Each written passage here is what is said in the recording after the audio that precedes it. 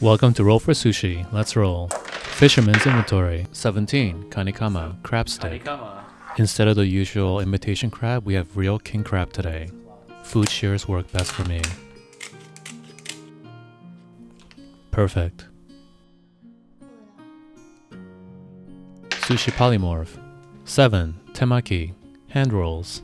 Grab about 50 grams of seasoned rice and place the crab on top. Mercers. 3. Veggies. Fridge clean. Today we have avocados. This should work really well with the crab.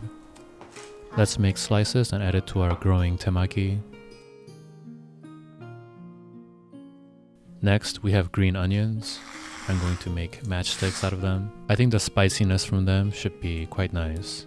Let's go ahead and roll these up. These are looking fantastic. Finishing touches from the Magic Tavern. 11. Spicy chili crisp.